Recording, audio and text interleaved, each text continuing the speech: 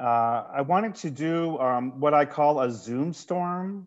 So a Zoom storm is when I ask you a question and everyone types their answer into the chat, but you do not hit enter or send until I tell you. So I'm going to ask a question, you're going to type it into the chat, and then before you're going to wait for me to hit send, and then everyone's going to populate all at once. It's going to be amazing. You're going to be blown away by the Zoom storm you're about to experience. So based on what we're talking about today, type in just a few quick words, what you have been most impressed by in terms of the public health response to COVID. That could be a local Chicago, it could be Illinois, it could be national, it could be global, but something that you have been really impressed in terms of the global response to COVID. Doesn't say you don't have critiques, but we're not asking for critiques here. And do not hit send until I tell you, but I appreciate people who are already doing it. It shows you are enthusiastic. So I'm going to give you a couple seconds, type in your question, and on a count of 3, I want you to press enter, hit send, whatever you need to do to make that populate the chat. 1, 2, 3.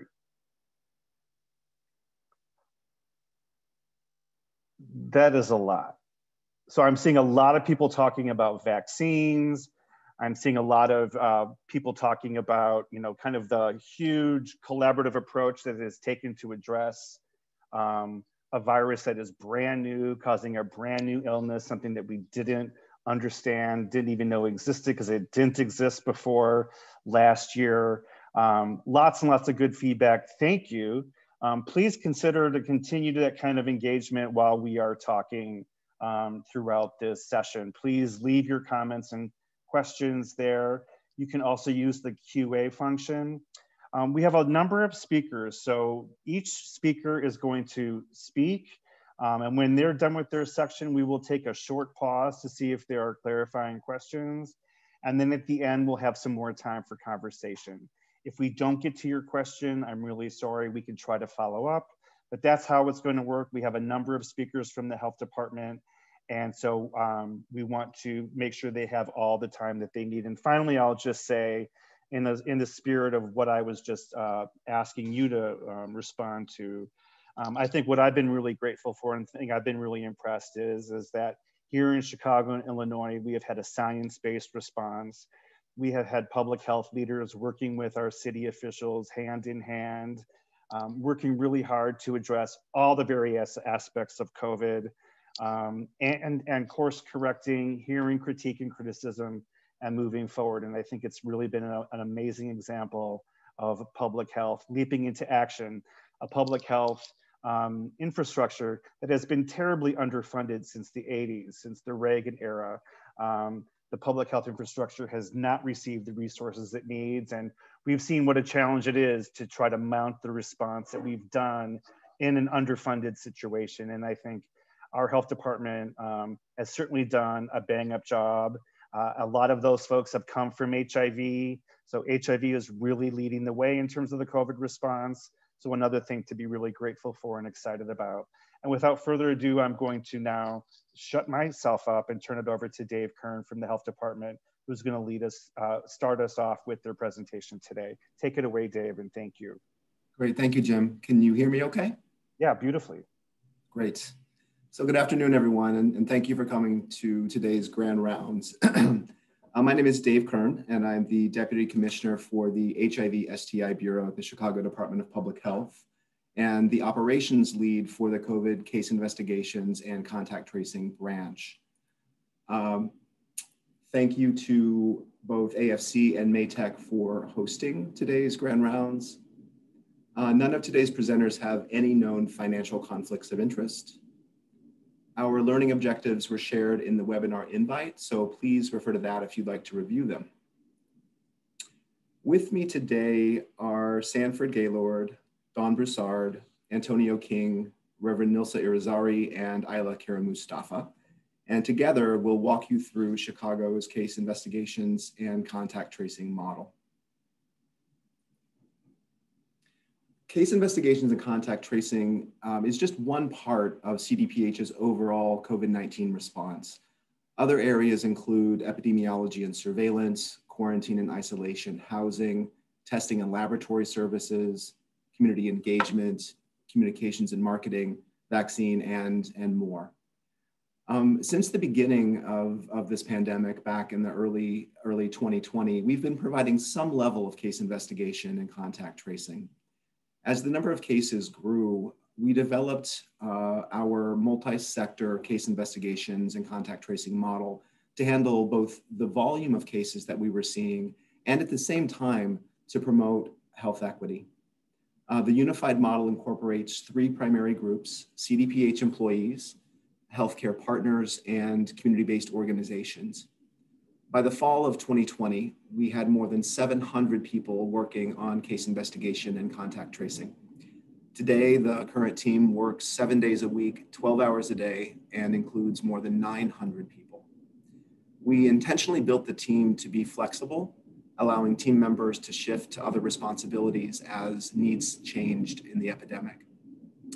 While this multi-sector approach was, I would say, more difficult to build than other approaches like a wholesale outsourcing or providing resources to an external third-party institution to do all of our contact tracing for us, or a massive scale-up of CDPH staff, the model that we created allows for real investments in our communities and positions us to create a sustainable external public health workforce for the future.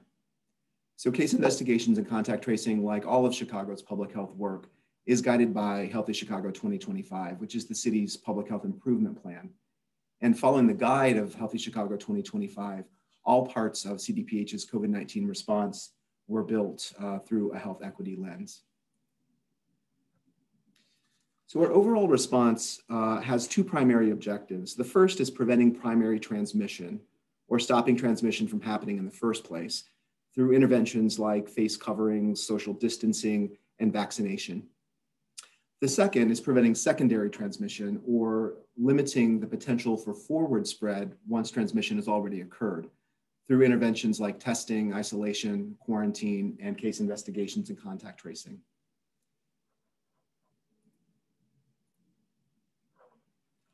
In the press and in informal conversations, folks refer to our work as contact tracing. Contact tracing is an umbrella term that actually includes four distinct components. The first is case investigations.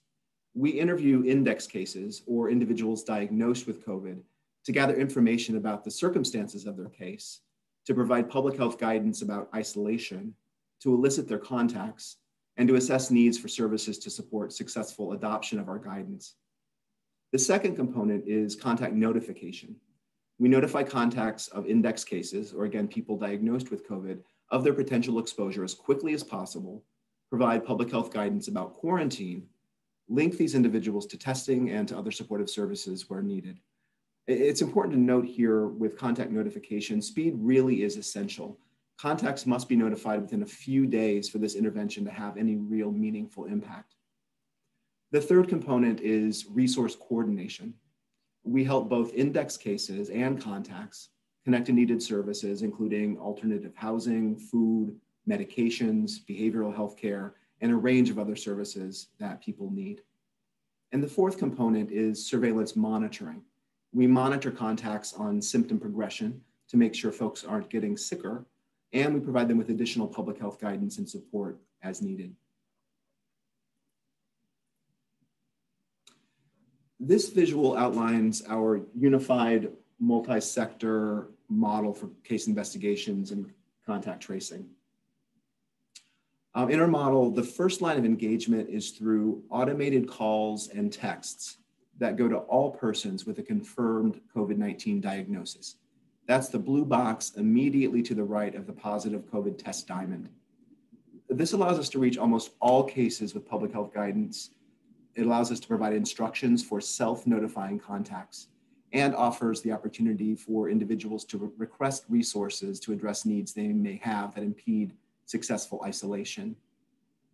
The second line of engagement is through our participating healthcare providers, represented here in green, including hospitals and federally qualified health centers. These facilities provide case investigation and contact tracing for their own patient populations or folks who are diagnosed at their facilities. If a person is diagnosed through a partner that doesn't have the capacity to provide case investigation and contact tracing, CDPH provides the case investigation itself, which is our third line of engagement. CDPH activities on the illustration are highlighted in blue.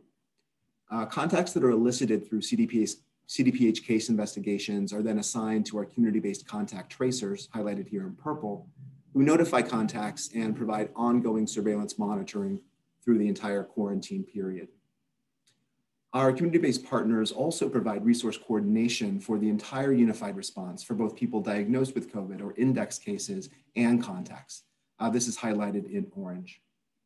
So in total, we currently have 916 team members working on case investigations and contact tracing across sectors. And my colleagues will walk through the work that each sector is doing in our response.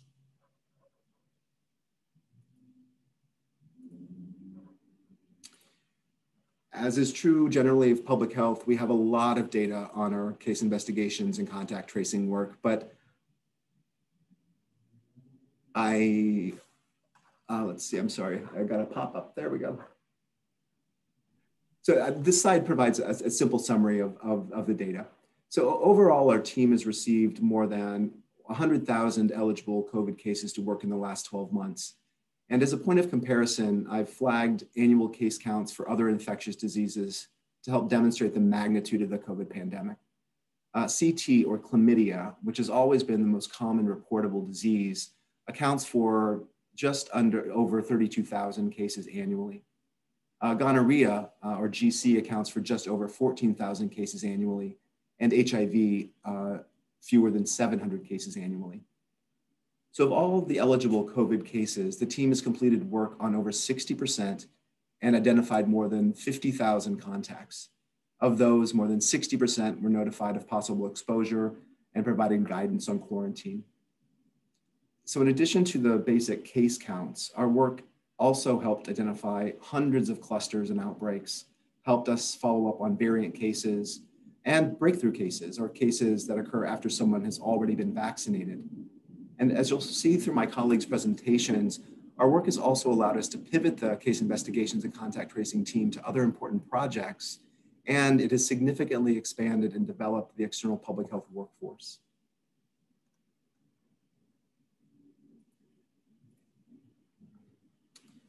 So the death of one is a tragedy. The death of hundreds and thousands becomes statistics. More than 3 million people have lost their lives to COVID globally. We've lost almost 570,000 in the US, and closer to home, more than 21,000 in Illinois. Here in Chicago, more than 4,500 people have lost their lives to COVID. What are the stories behind these statistics?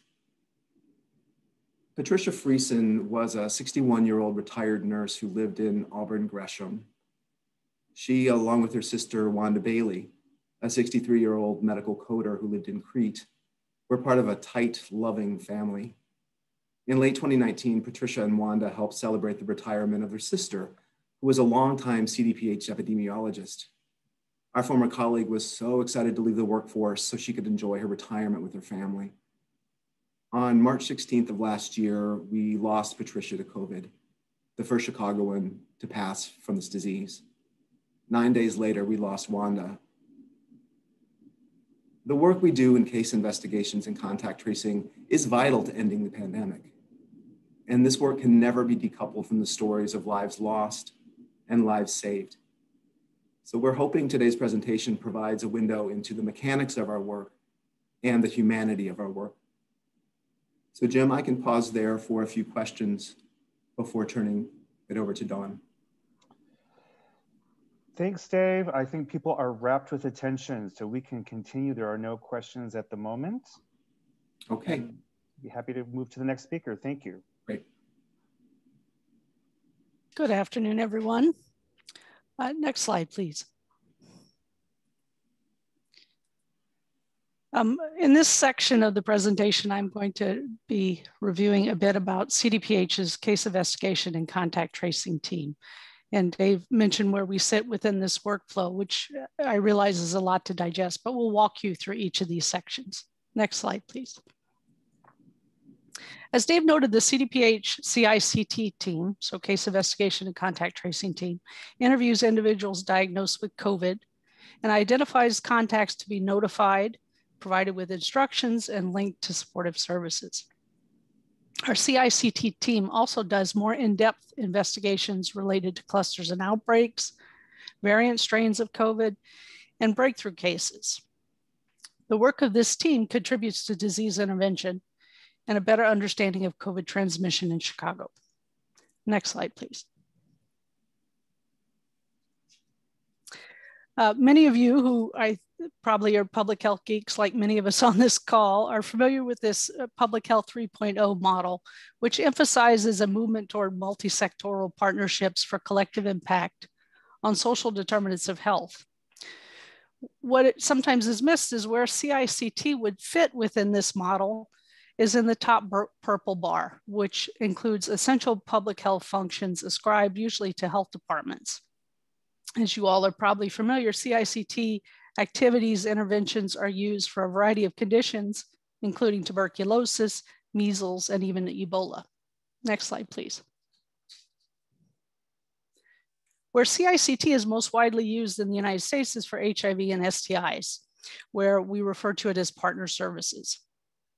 As Dave noted, we opted to draw on existing experience and anchor the CICT program in CDPH's Bureau of HIV/STI. Certainly, COVID CICT is not exactly the same as HIV/STI partner services, but there are clear parallels.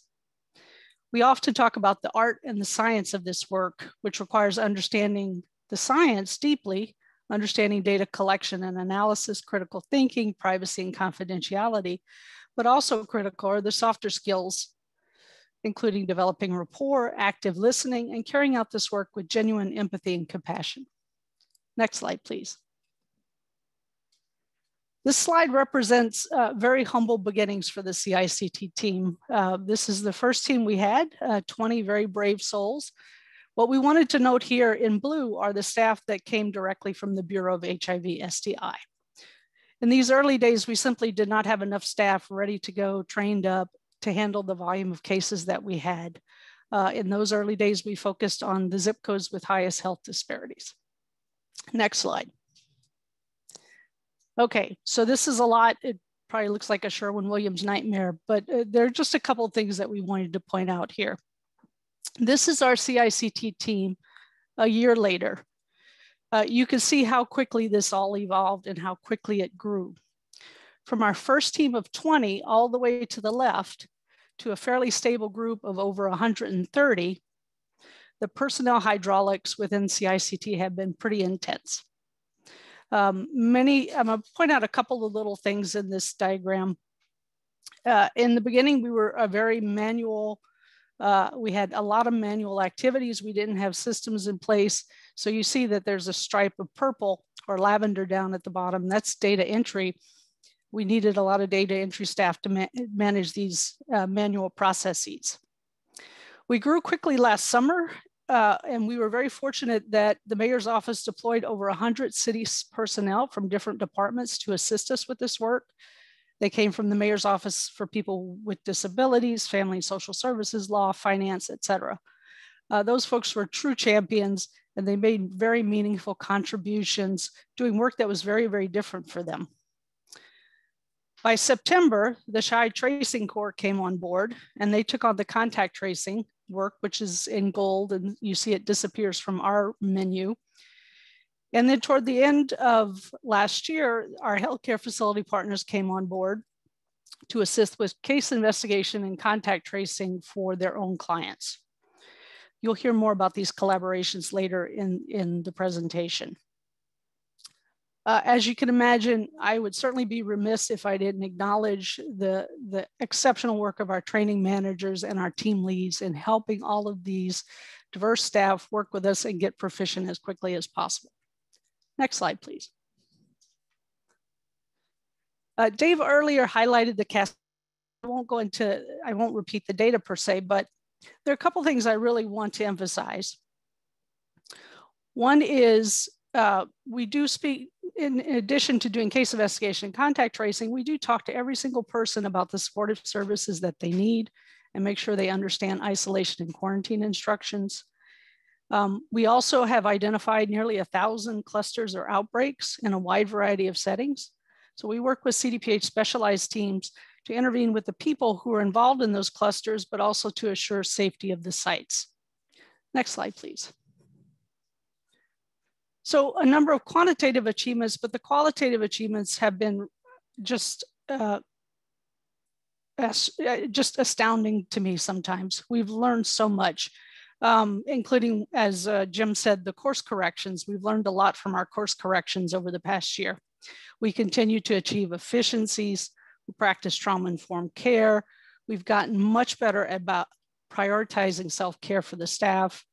We have great partnerships internally and externally that we didn't have before, and a new and dynamic workforce that I know will contribute to public health for many years to come. Our blended and remote workforce has worked better than anyone could have anticipated, with great productivity, creative use of technology, great team building, and peer-to-peer sharing and support. On the negative side, we hope one day to meet each other. We've not met each other in real life, so we're looking forward to that for the first time, and to be quite the party, I think. Next slide, please. And then I certainly, you know, you're going to hear this throughout the presentation. The pain and suffering is truly unspeakable. It goes without saying. But despite the difficulties of the past year, we're coming out of this with new energies and fresh perspectives on public health. We look forward to sharing with you how the lessons learned that we've experienced from COVID will translate and have translated back to HIV and STI. So in closing, I wish to thank the amazing members of this team. I say it all the time, their work is truly heroic. Thank you so much for your time and your interest. And Dawn, before you pop away, there's a question that you may be able to answer that came through from Vincent. Is the national census being used to help with contact tracing? I'm not, Vincent, can you extrapolate a little bit on your question? You mean the most recent census data that came out in the past week or so? I think it seems like it may be in general. So like the stuff that just came out last week, no, but you know, in general, using the national census to support contact tracing.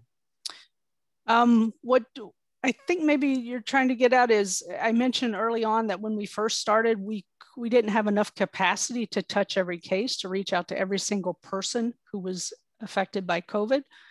So there was quite a bit of work around health equity and making sure that we were focused on those communities that had the greatest health disparities.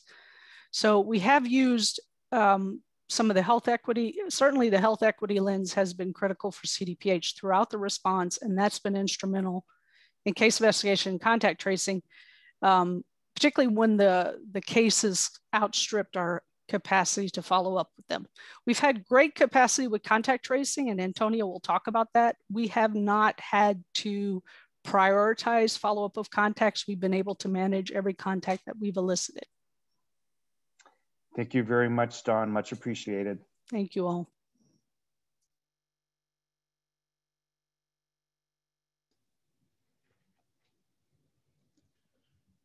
The death of one is a tragedy. The death of hundreds and thousands becomes statistics. What are the stories behind the statistics? December 2020. My first call of the day was to a 52-year-old Latinx man. I dialed his number expecting to educate and assist him with any resources needed to isolate, but his daughter answered instead. Thinking she would serve as a proxy, I gave my introduction, and while finishing my last sentence, the daughter broke into tears, stating she had just received notification her father had died that morning. The statement shook the wind from me as I listened to her wail. The client had just taken a COVID test a few days before. Tears rolled down my face as I tried to get hold of my composure and emotions. All I could think to say was that I was so sorry and gave my condolences. She asked if we could pray for her family. I promised I would. I wondered if more could be done to show empathy, like sending a letter of condolences on behalf of CDPH. I spoke with my team lead about the situation, and he brought those concerns to leadership, who gave approval for me to send a card on behalf of the CICT and CDPH. Submitted by Team 3 CI, Alondra Butts McCoy. January 2021. I had a chance to speak with an 80-year-old African-American woman on Friday evening. She was coughing a lot during our interview, which made me concerned about her well-being. Sometimes she would need to take a break, drink some water, and then continue talking. She mentioned that she was asthmatic and had been having difficulty breathing, but doing okay for now. I checked to see if she had been in contact with her primary care physician or had expressed her health concerns to a family member. She replied that she hadn't been in contact, nor considered going to the ER or hospital. She said that she had been trying to manage her condition by herself and that she lived alone. I contacted my team lead and informed him about this situation, who communicated with the department nurse about the client. The nurse called the client and determined that she needed to seek medical attention immediately and was able to encourage her to do so. She was admitted to the hospital that Friday evening. In addition to being positive for COVID-19, she had pneumonia and her heart was affected. Our nurse followed up with the client on Monday when she was released. The client stated that our nurse had saved her life. This client might not have made it through the weekend if the city of Chicago had not called her and initiated a series of events which led to her being treated for her condition. Submitted by Team 3 CI, Tariq Saeed. Antonio.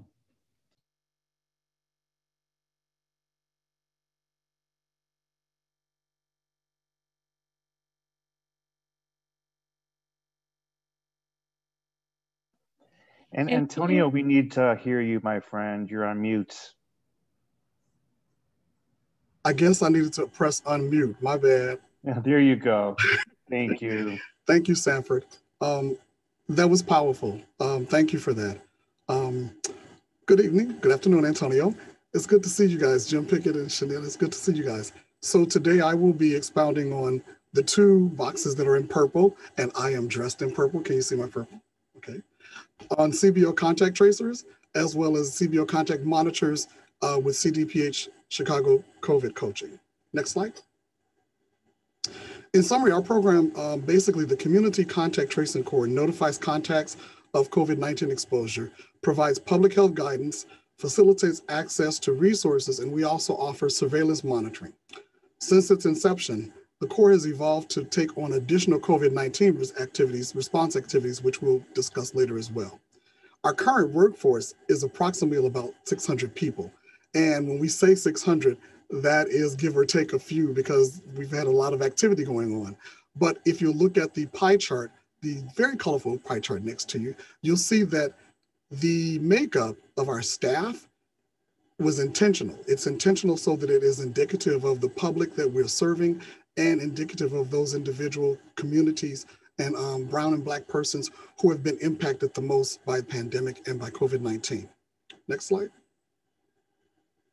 The Chicago COVID-19 Contact Tracing and Resource Coordination Program invests hard in those hard-hit communities and works very hard to mitigate community transmission by creating a diverse public health workforce that definitely reflects the city's residents. How do we do that? We do that, one, by identifying and fund community organizations in under-resourced neighborhoods to hire the city's community-based contact tracing core from these same under-resourced community areas. We also create roughly 600 career opportunities for Black, Latinx, and other Chicagoans that are disproportionately impacted by COVID-19 and the results of the pandemic and closing of jobs and other resources. It's good to note here that the contact tracing staff includes community members who are returning members, returning citizens, unskilled laborers, community-based organized program clients, as well as college degree professionals. It's good to note that because during the pandemic, we found that even those individuals who are college educated and have degrees were underemployed or unemployed and had no resources. So those same individuals are part of our staff and a part of our team of that over 600 staffers that are working with those community-based organizations on the contact tracing team. And lastly, establish and operate Chicago COVID-19 Resource Coordination Hub, which my colleague Reverend Irizarry will discuss more in detail. Next slide. Here we see the communities in the city of Chicago that make up our city.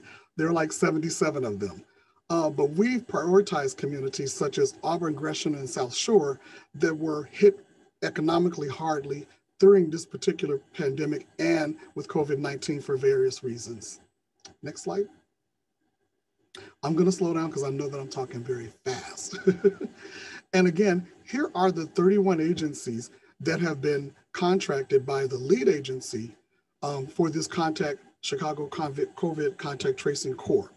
It's important to note that these agencies are in the community.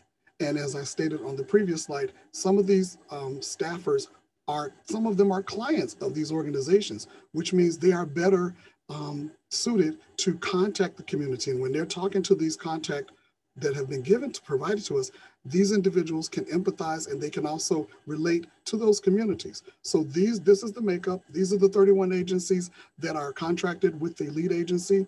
And right up underneath that is our partnership collab.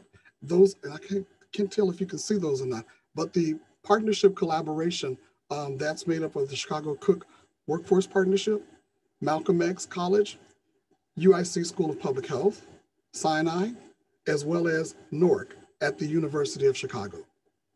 Next slide. Our professional development earn and learn. This is exciting because it's with this that core members will receive regular professional development in about 6 weeks at intervals from their community-based organization employer and the partnership collaborative, which I spoke of, made up of those other entities previously. Topics include refresher trainings, trauma-informed service delivery, and self-care, which is very important, customer service skills, epidemiology, and other related topics. Through the Earn and Learn program, they have access to paid healthcare occupational training such as career guidance, a menu of in-demand careers, any articulated career pathways direction we can provide, supportive services, job placement in healthcare or related fields, and retention services, which is all very important. Through this Earn and Learn program, those individuals can state, when we talk about articulated career paths, oh, I'm interested in becoming a CNA, or I'm interested in furthering my career in health, having gone through this contact tracing program. And it's through the Earn and Learn program that we can help to support that and provide direction as well. Next slide.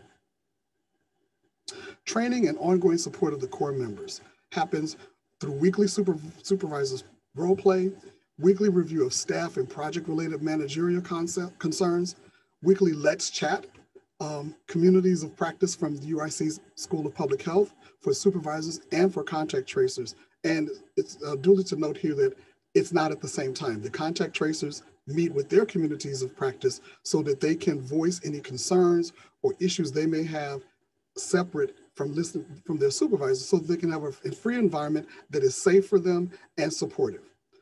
Weekly office hours with Sinai Urban Health Institute and weekly regional meetings. I also want to note in this particular arena, how such a pivotal point, a part that our managerial and training staff, such as Dwight, Hunter are playing, and Julia. These individuals have been very supportive in helping us to provide, along with our team leads from the contact investigators, support to our community-based organizations and their staff for any concerns and issues they may have. Next slide. A description of the bundles that we have now. The contact tracing / daily surveillance monitoring, contact investigation and assistance with data systems and COVID survivor follow-up, the Promotores de Salud, I know I said that wrong, but I love the way it sounds, Community Health Network, in which they collaborate with CBOs to build on strengths and to address unmet health needs in the Latinx African American communities. Also focus on improving access to COVID testing, vaccination services, and education. in identifying and addressing barriers that prevent COVID vaccination, helping to maintain effective communication and working relationships with local organizations to engage them in promoting COVID outreach, and ultimately eliminate health disparities and achieve health equity in order to maximize positive health outcomes for all of us. And lastly, the COVID call center, which my esteemed colleague, Reverend Irizarry, will expound upon. Next slide. So what is the future of the Corps?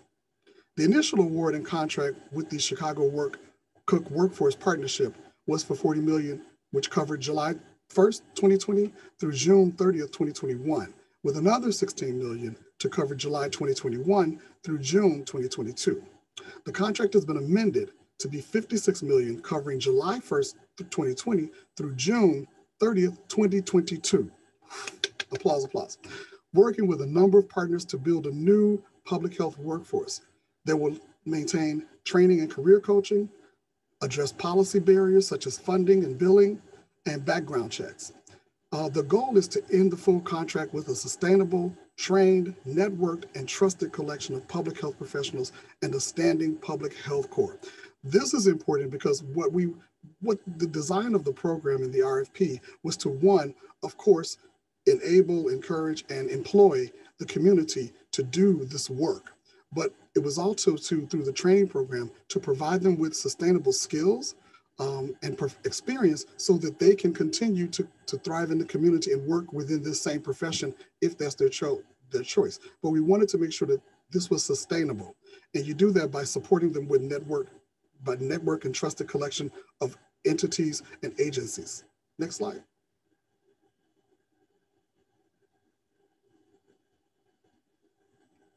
And scene for me, thank you.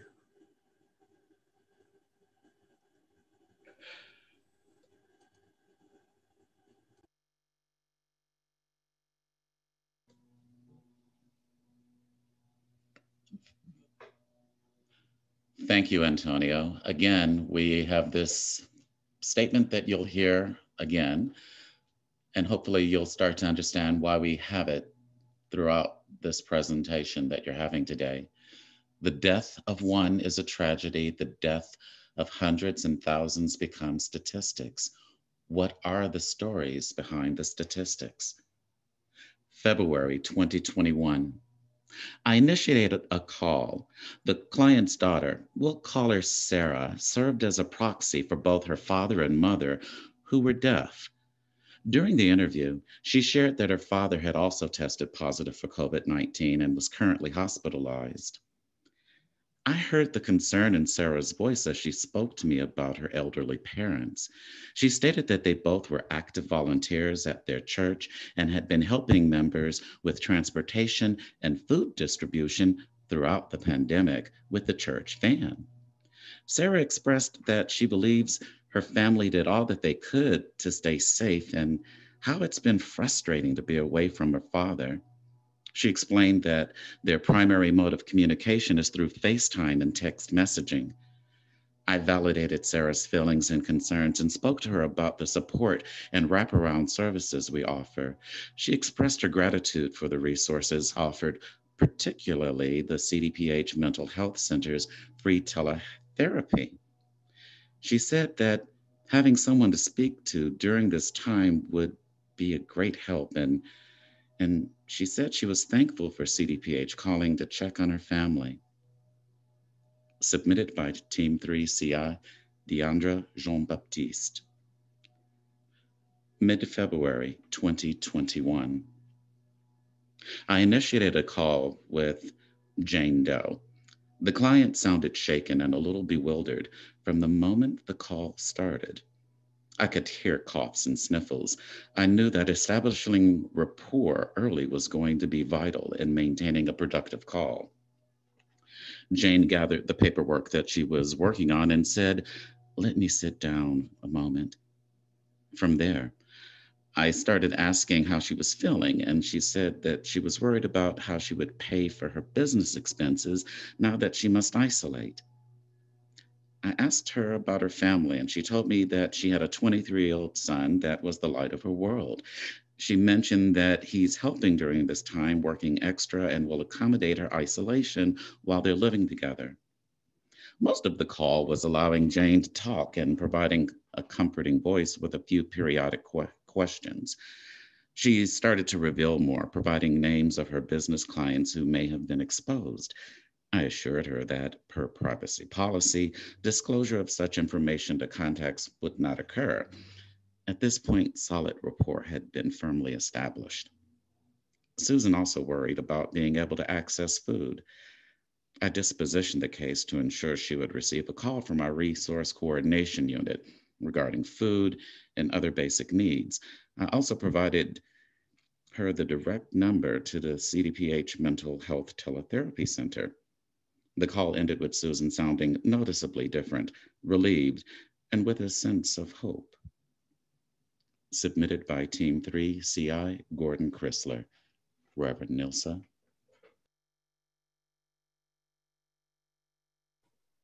Good afternoon, Sanford, and good afternoon, everyone. Thank you so much for sharing that narrative of why resources are so instrumental to our communities. Good afternoon. I will be talking directly about the resource navigation and resource hub. Next slide, please. As Dave noted in the beginning of the conversation, is the resource coordination engages persons diagnosed with COVID and their known contacts to identify resources that were needed to successfully isolate and quarantine, including referrals and linkage to care, medication, and other services. We have been involved and we have evolved with additional COVID-19 responses as well. Our current workflows is 32 resource coordination and resource navigators staff. We have 53% that are African-American descent, and Hispanic is over 22% as well. Next slide, please. I want to also have an opportunity, and I will be remiss if I don't acknowledge the HIV Resource Coordination Hub that provided a model for us since February of 2020. It was a partnership that was done through AFC and the Center in Halstead. It was an initiative funded by the Chicago Department of Public Health to expand the number of people who are linked to and successfully using HIV services in the city of Chicago. So thank you, AFC, Center in Halstead, and all our colleagues who work in the HIV Resource Coordination Hub, which is our template and model to our COVID Resource Coordination Hub here with NORC at University of Chicago. And just to highlight, there are several ways that we receive information to the Resource Coordination Hub. One, as you see here, is through our inbound line. We have an opportunity to have community members call our inbound line. We talk to our resource team, and then the resource team allows to use a service called NowPow, which is a data platform that provides referrals to community members and their loved ones, either through email, contacts, and also through their text messages. And also, we have another contact and way that we can have resources provided is to the COVID response when someone contacts the contact team, and then everything is transferred to the Salesforce. And through that component, we have the opportunity for our members also to reach out and use NowPal as a service tool to provide the services. Next slide, please. One of the things we would like to highlight is the accomplishments that have occurred in our resource hub. We have a total of over 6,700 people who have received referrals through the outbound calling system by the end of March. And the even distribution of clients in our outbound line as well. There has been total of 2,030 cases through the inbound calling system by the end of March. And 40% of clients on the inbound line are over 60 years old and above.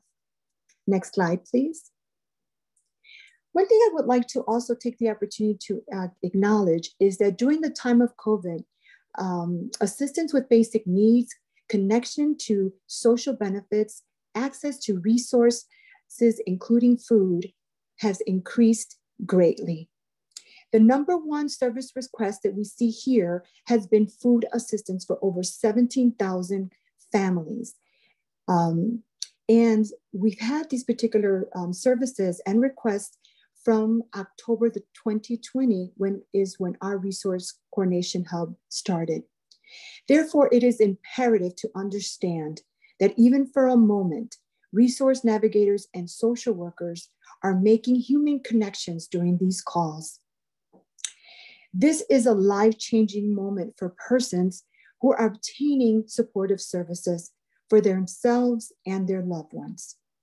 While they're experiencing COVID-19, maybe a loss of a job, a home, or a loved one, alongside dealing with also racial inequalities and inequities that are impacting their personal lives. The resilience to be on the phone and engaging to obtain supportive and resources is extraordinary. During this time, community members it is imperative to have a centralized way to connect to services.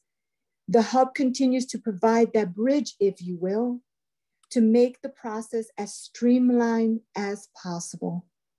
Servicing through the equity lens and also trauma-informed.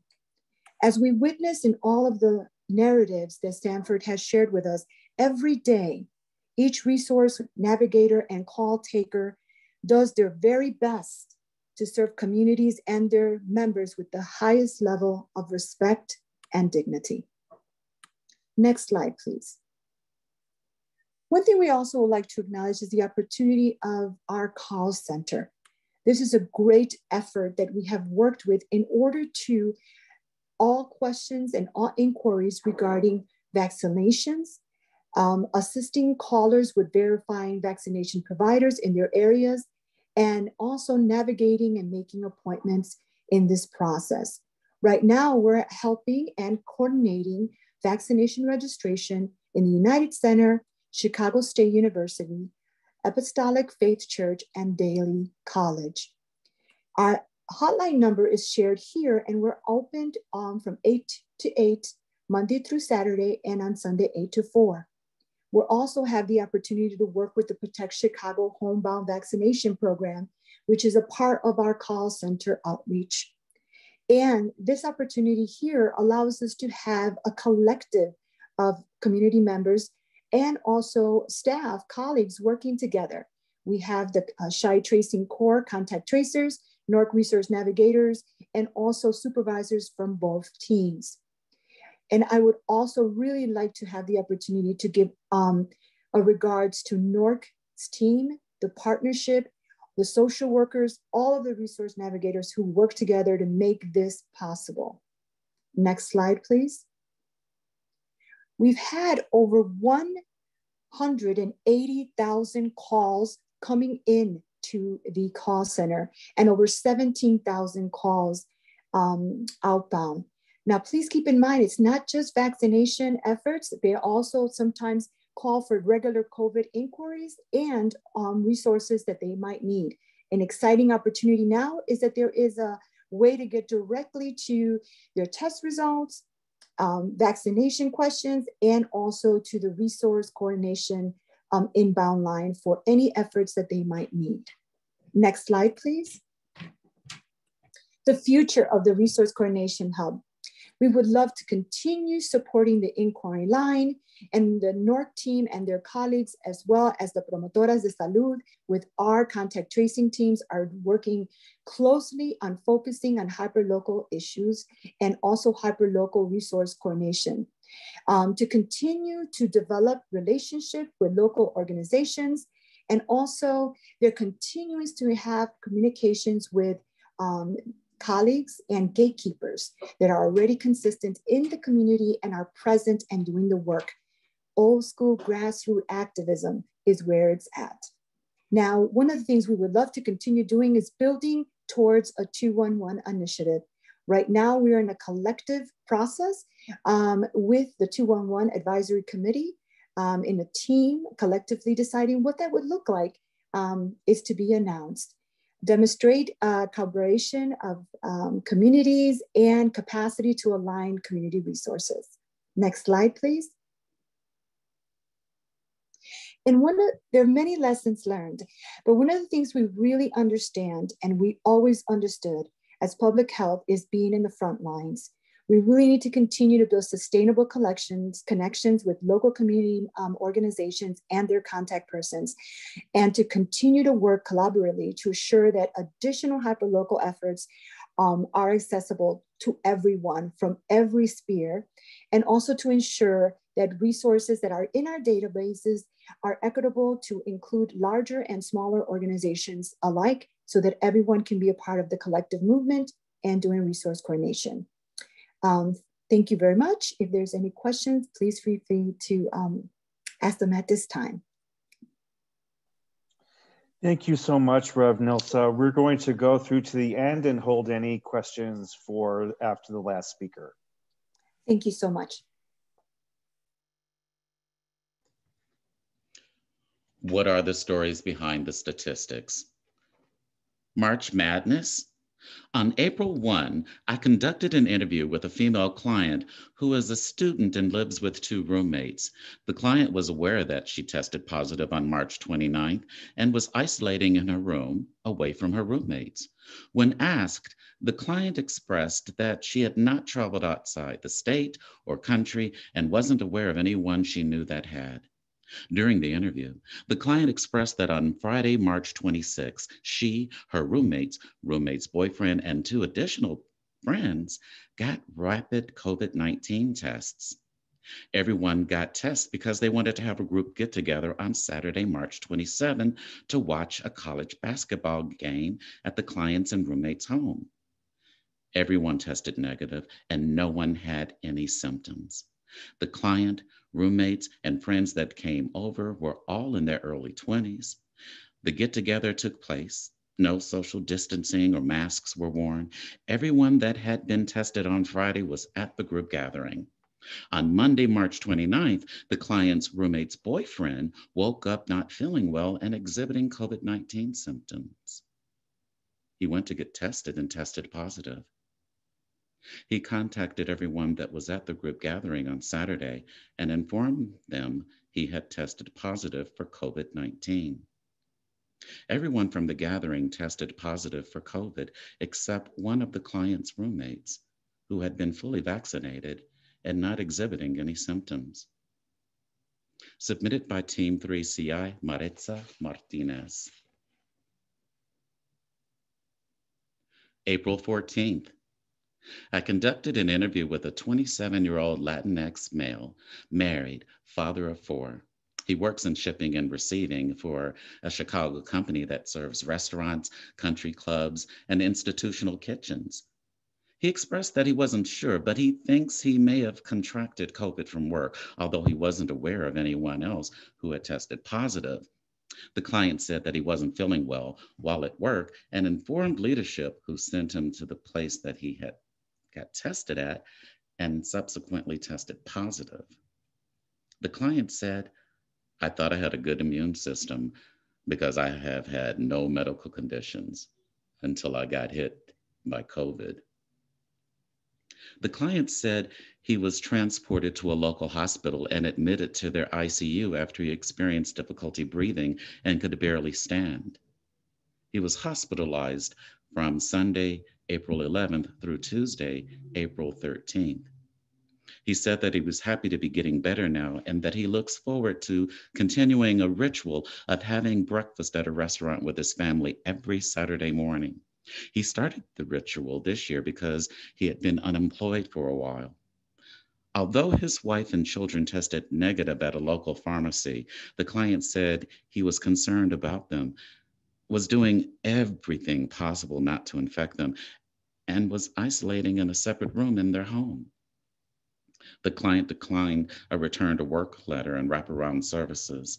I provided our number and let him know he could always call us or visit us at chicago.gov/coronavirus should anything change in the future for him. Submitted by CI Ibienka Emokiodo. Isla. Thanks, Sanford, for continuing to humanize the pandemic for us. Hi, everyone. I'm Isla Kermustafa. I'm going to talk about the healthcare facility case investigation contact tracing component of our system, which you can see highlighted in green here on this lovely chart. Next slide. So the healthcare facilities are one of three components of our CICT response that you've heard about today. They are doing specifically case investigation and tracing, and I'm going to talk a lot more about that. They make up about 150 different folks that were hired specifically across 28 different healthcare facility sites. And similar to CDPH and the partnership breakdown of demographics, you can see it's predominantly made up of Latinx and Black identified folks. Next slide, please. Just as I just said, one of three components, and I'm going to focus in on these clinical partners in the 28 sites. Next slide. So echoing some of the things that Dawn and Dave brought up, we went a route specifically where we wanted to deviate from the governmental public health approach and get creative and partner with some of our really key agencies and organizations in the city that have been instrumental in our COVID-19 response. And so we identified 28 different sites based on testing volume and strategic location to come on board and basically build a CICT program from the ground up. We also identified a technical assistance partner to support the 28 delegate agencies, which I'll talk more about momentarily.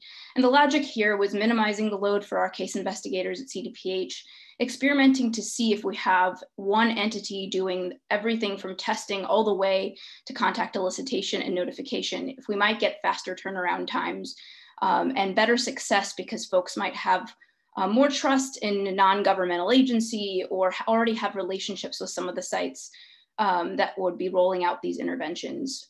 We also wanted to invest in relationships with these sites in the long run, which I'll come back to. Next slide, please. So of the 28 partners, we have 19 federally qualified health centers, which is the majority of our FQHCs in the city. There are 22 total, and 19 of them opted into this. And FQHCs, as most of you know, I can't emphasize enough, have been so integral to our COVID-19 response. They're huge safety nets and they serve anyone who walks through the door regardless of ability to pay, which was the primary reason we wanted to partner. The hospitals are our biggest testers. So we identified 8 hospital sites that had the highest volume tests and the highest positivity rates. And then we also, one site not listed on here is our ACHN of Cook County clinics, which is the outpatient clinics that the Cook County Health System has that are located in the city of Chicago. So 28 different systems total. Next slide, please.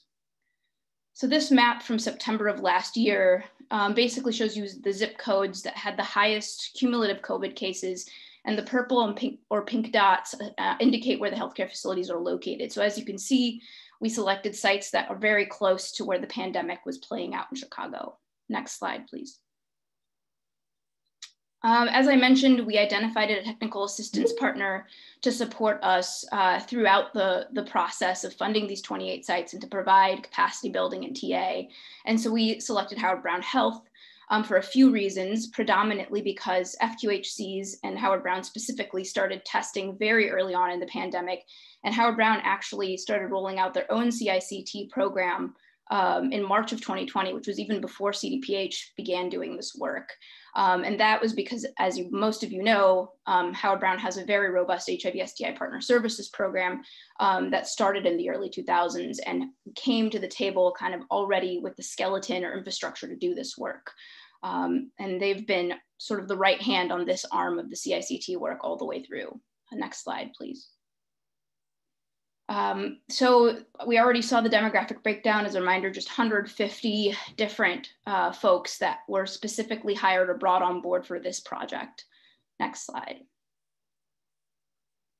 So I won't go through each of these bullet points for the sake of time, but essentially these highlight some of the really good outcomes that we've seen looking at healthcare facility data, which really started coming online around March. So these sites got into Salesforce and launched their programs around Christmas time of 2020, but it really took a couple months to ramp up. So we've seen healthcare facilities consistently having between sort of 14 and 21% of all the cases in Chicago, and that's specifically for these 28 sites.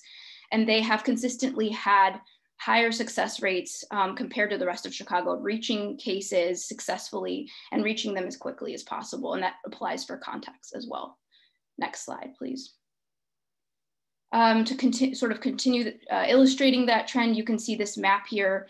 The red zip codes that are highlighted indicate what we are calling our COVID Community Vulnerability Index, or the CCVI. And you can see here on the left where our healthcare facilities in the darker blue shaded areas is the higher number of cases that they've identified. And on the right-hand map, you can see the ones that they successfully contacted. And again, you can see how it's really concentrated in the CCVI area. Next slide, please. Okay, so across the board, this has been a great investment for CDPH, and we think for our partners. We've built up this workforce of 150 folks, and as you'll see on the next slide, we also opened up the funding to support COVID testing as well as other elements of COVID-19 response. We really believe we're laying down solid infrastructure that can go beyond COVID. So working on other sort of reportable diseases and conditions like HIV and STIs in the future, this is sort of a great step in that direction. Next slide, please. And we very much believe just continuing these relationships with the sites across the city has strengthened our COVID response at large and essentially been a direct investment in the safety net that they offer. And we're kind of at the stage right now in the pandemic as we're seeing the surges kind of decreasing in volume to turn our attention to what this might look like for the future. And we're very excited to have those conversations going forward. Next slide. I think that's it. Yeah, that is it. Thank you so much, Isla and the entire Chicago Department of Public Health team. We have one closing question that I think will really wrap things up beautifully. It is from Jill Dispenza. And if each member of the team can share briefly and succinctly a lesson learned, and if you could all go on camera so we can see those gorgeous faces. So this is Jill's question. What lessons did CDPH learn through the COVID work that can be carried forward? We know systems like to snap back in place after a crisis. So how do we positively impact this tendency so the systems improves for us all? And maybe I'll go through, and I'm gonna go alphabetically.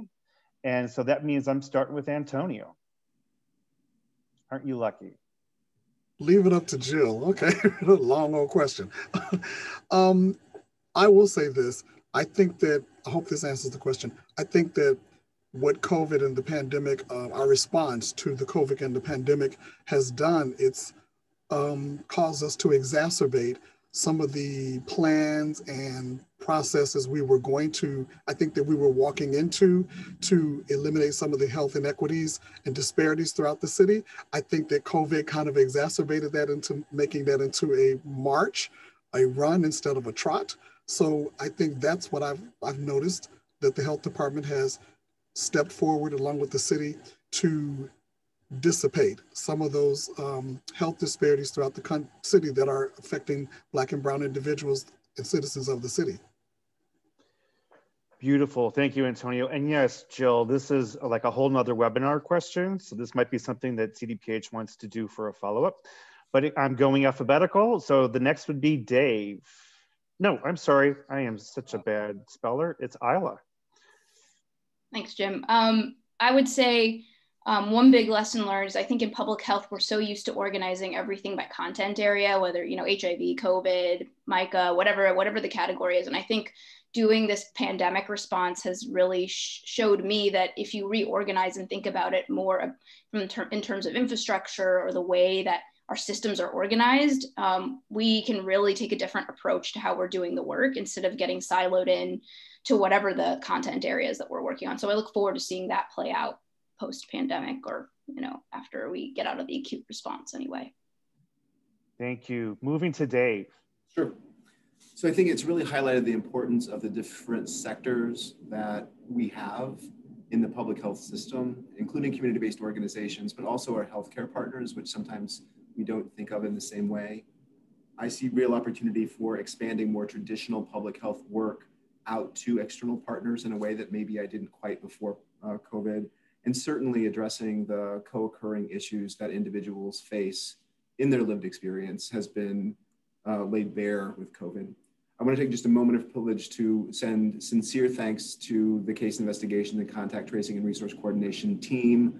Thanks to members of the HIV STI Bureau, including those of you who are working in COVID, but as importantly, those of you who are holding down the fort in HIV STI work, and to our HIV STI external partners for your ongoing patience and grace, as half of the HIV STI Bureau has been detailed to COVID response. So thank you all for everything that you do and all the understanding that you offer up. Thank you, Dawn. Dave. Dawn, you're next. Thanks, Jim. I mean, people are capturing some key things. I think we've learned a lot about supporting staff and partnerships and communities of practice in self-care and trauma-informed care. And I certainly want to keep that thread moving. I think it's so important in supporting the staff that does really challenging work.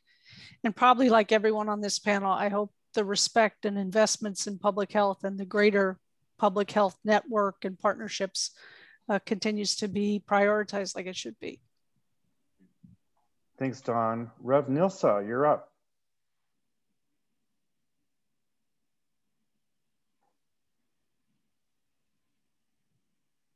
And you're on mute. I am so sorry. No worries. I hope that we have the opportunity to do collective effort and work and continue the rapid response that we're doing with the HAPA local efforts, and knowing that that is imperative, that work is necessary. It has been going on in the ground level for a long time. It needs to continue the models that we have now, and also utilizing the voices that we have to make this happen and the momentum. It is unfortunate and it's very heartbreaking, the pain that has caused this movement to take forward, but please do not let it be in vain. And also the resources that we need, especially around housing, around rental assistance, food security for our community, we need to continue making that a part of this movement. So those are my thoughts, I'm sorry. No, thank you so much. And I appreciate the call for, we need advocacy around all these resources, so thank you. And we're gonna give the final word for today to Sanford Gaylord. Aren't you lucky? I feel very lucky. Thank you. I think the panelists have really put things together in perspective. I think the most powerful thing that we can continue to do is to listen, to actively listen, to know that we've seen some of these disparities, these traumas, and that, as a team member reminded me, you know, when you think of a Nigerian proverb, the village coming together to raise a child, the village has to come together along with its allies and comrades to save itself from HIV, from COVID. Together, our talents and resources can make that difference, especially for the generations that follow us all. Thank you so much, Sanford. And thank you to the wonderful team from the health department, the hundreds and hundreds of people, thousands of people you've engaged in this work, and the wonderful work you have done for our city and our population. This has been very eye-opening and informative and helpful. So thank you so much for all of that. I am going to drop the, in the chat, I'm going to drop the link for the eval. please fill in that link, fill in that evaluation. It's short, it helps us with our programming. And if you want a CE, it is required. But we hope even if you don't need CEs, you'll take a few moments to fill that in. I want to again thank our partners at Maytech and Humana for making this possible. And for all of you for sticking around through some early tech issues. And then it is nearly 20 after, and we still have more than 100 people who are logged in. So I think that really says a lot about people's interest and dedication to this work. I want to make my final comments just around, this idea, the Hillary Clinton idea around it takes a village. And so the CDPH and City Village has been huge, but I think every single person who's on this call at all our various agencies and organizations has been playing a role in helping connect people to the resources they need, helping people stay safe, helping build up vaccine confidence among people who may be less than confident regarding the vaccines, and wherever this may take us. So thanks to everyone really for your incredible, incredible work. And with that, I'm going to close out today and wish you all the very best. Good to see you. And it was an wonderful to see all of African you. proverb, not Hillary Clinton. No, I was wrong for doing that. Nigerian. I am wrong for that. So you got me. You're right. Nigerian proverb. Thank you. You are absolutely right.